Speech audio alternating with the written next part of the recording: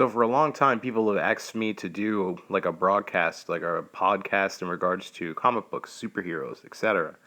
So this is going to be my first podcast, my first recording. Sorry about the quality of the actual audio. I'm not on a professional microphone.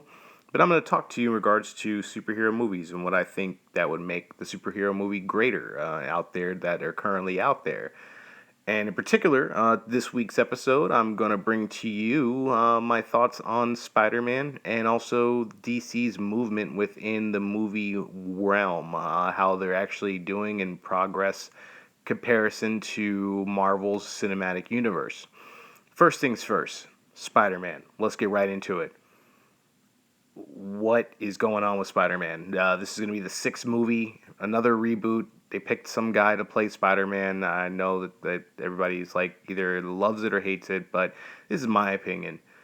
If you're going to do a story and tell the same story over and over and over again, you're really going to get tired of that same story. Because in reality, how many times can you tell the same story again and again and again? It gets to the point where the average moviegoer doesn't even want to even bother seeing it. And no wonder why, like Sony, Spider-Man, their movie franchise is not really comparable to the Marvel Cinematic Universe. So let's talk business. I think that they should actually, and this is my opinion, you can hate my opinion if you want to, or does really, I could really care less. I really feel that they should try to change up the Spider-Man franchise and how everybody was thinking about maybe casting somebody to play Miles Morales, or hey, I would even take a Ben Reilly or a Spider-Man 2099. Just change the story. I don't really care about people's opinions in regards to, oh, we'll keep the character the same and don't change our classic characters and forget that. It's all about the story. It's about the draw. It's how you bring people in. You bring in the comic book fans, and you also bring in the average moviegoers. And I feel that the Spider-Man franchise is completely done. I think it's like over. It's like that food that you baked in the oven. You just completely overcooked it. It is completely just ruined now. I don't even want to waste my money to go see Spider-Man. If somebody has a DVD and I go over their house and they just happen to be playing it, or I just happen to catch it on a like train or a bus and it's playing, I'll watch it. That's it. So that's my opinion on Spider-Man. A horrible, horrible franchise. That movie franchise is dead. Now, let's talk about something else. We're going to go into DC Comics. DCU. DCU, hashtag DCU. I'm plugging that all day in my normal like Facebook, Twitter lives. And by the way, you can always follow me on Twitter at Mr. Monday Night, Max Prime. And again, that's at Mr. Monday Night, at Mr. _ Monday _ Night, and not Rob Van Dam. But shouts out to Rob Van Dam because he is the whole effing show. That's wrestling, but we'll get back to that in another episode. But in this episode, we're going to talk about DC Universe, the Marvel versus DC movie war that's been going on. Well, not even, it's like a one-sided, lopsided war where Marvel's is completely destroying DC Comics, and in the reality is like I'm a big DC fan. I've been known as a big DC guy, and I feel that DC has to play catch up now because the Marvel universe has moved on to almost phase 3 or their like movie list. They have Guardians of the Galaxy 2 coming out, Captain America Civil War coming out. So people are going to ask the question, how does DC even catch up?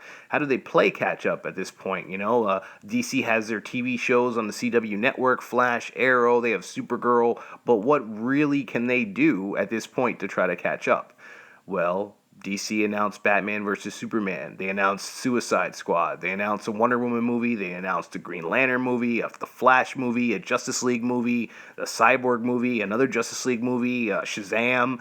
So they're releasing all these character movies and everything, but I feel that they're kind of behind now, and they're really behind in the aspect of Warner has never ever truly gotten it together. It's for some reason they've always been playing this weird, like, we have control over DC Comics, so we'll tell DC Comics how to make a movie and what to put in an actual movie, and not let DC actually control their own characters in a movie. So where Marvel finally got the idea, like, hey, you know what? Let's just pull a story from a comic book, like the Infinity Gauntlet. Yeah, that'll actually bring viewers in, like non-moviegoers, or you can say non-movie comic book movie fans, and as well as comic book fans, because they're like, hey, man, these Marvel guys are on point. And compared to DC, where it's like, we're just release Batman movies.